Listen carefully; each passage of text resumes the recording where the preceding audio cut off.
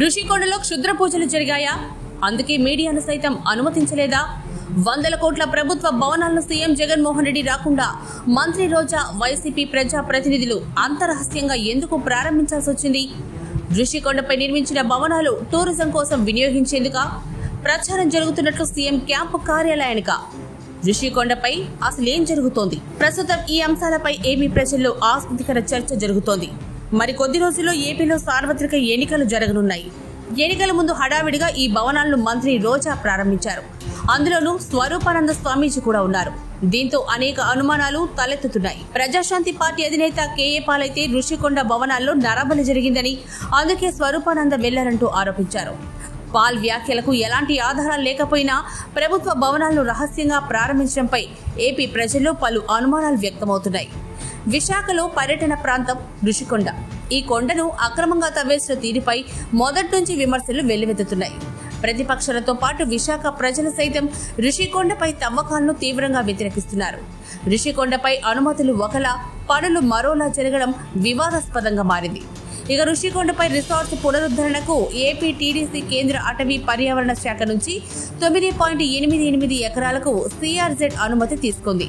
GVMC నుంచి మాత్రం భవన నిర్మాణాల ప్లాన్ కోసం 65 ఎకరాలకు అనుమతి కోరడం అప్పట్లో వివాదాస్పదంగా మారింది. జీవీఎంసీకి సమర్పించిన ప్లాన్లోని భవనాలకు సంబంధించిన ఆకృతులు పర్యాటక వసతులకు వీలుగా లేవు. దాదాపు అన్ని నిర్మాణాల ఆకృతులు కార్యాలయాలు పోలి కనిపించడం అప్పట్లో చర్చనీయాంశంగా మారింది.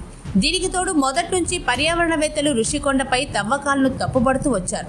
హైకోర్టు, జాతీయ హరిత ట్రిబ్యునల్లో కేసులు దాఖలయ్యాయి. ఇక హైకోర్టు ఆదేశాల మేరకు 5 సభ్యుల నిపుణుల కమిటీ ఋషికొండ మీద సర్వే చేపట్టి పలు ఉల్లంఘనలు జరిగాయని తేల్చింది. ఆ తర్వాత హైకోర్టు కేంద్ర అటవీ పర్యావరణ మంత్రిత్వ శాఖను పరిశీలనకు ఆదేశించింది. MOEF సైతం నిపుణుల కమిటీతో పరిశీలించింది. దీనికి సంబంధించి తుది తీర్పు త్వరలో రానుంది. తీర్పు రాకముందే ఈ భవనాలు ప్రారంభించడం వివాదాస్పదంగా మారింది. కోర్టు ఈ అంశాన్ని సీరియస్ గా తీసుకుంటే రోజాకు ఇబ్బందులు తప్పవనే వాదన ఉంది. ఋషికొండ వద్ద పలు భవనాలను ప్రభుత్వం ప్రారంభించిన నేపథ్యంలో ఈ ప్రాంతానికి ప్రజాశాంతి పార్టీ అధినేత కేఏ పాల్ వెళ్లారు. అయితే పోలీసులు ఆయన్ను అడ్డుకున్నారు. ఈ సందర్భంగా పాల్ కీలక వ్యాఖ్యలు చేశారు. ఋషికొండ లోపల ఏం జరుగుతుందో తెలియాలి, ప్రభుత్వ కార్యక్రమానికి ఎందుకంత రహస్యమని ప్రశ్నించారు. శారదాపీఠం స్వామిని పిలిచారు. లోపల నరబలి ఏవైనా జరిగిందేమో అని అనుమానం ఉంది. ఇదే స్వరూపానంద తెలంగాణలో కేసీఆర్ కోసం నరబలి ఇచ్చారని ప్రచారం జరిగింది.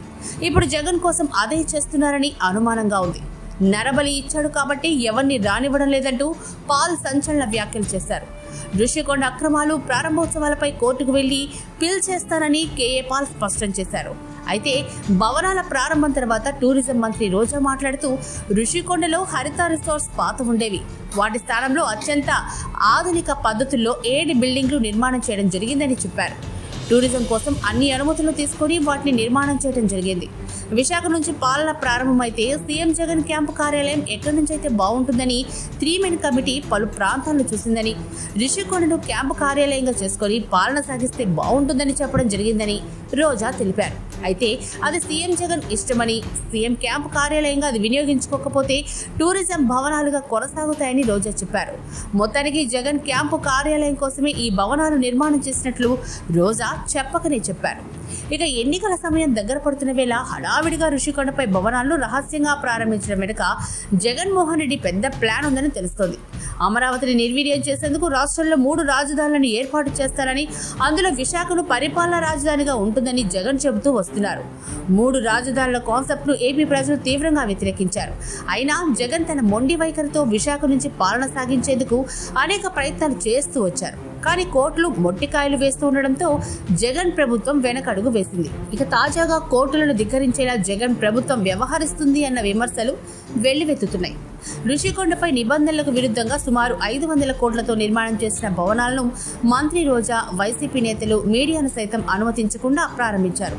రోజా టూరిజం మంత్రి కాబట్టి ఆమె ప్రారంభిస్తే అవి టూరిజం భవనాలేనని ప్రజలను నమ్మించొచ్చని జగన్ అండ్ కో వ్యూహాత్మకంగా వీటిని ఆమె చేత ప్రారంభింపచేశారు. అయితే ఈ వ్యూహం వికటించింది.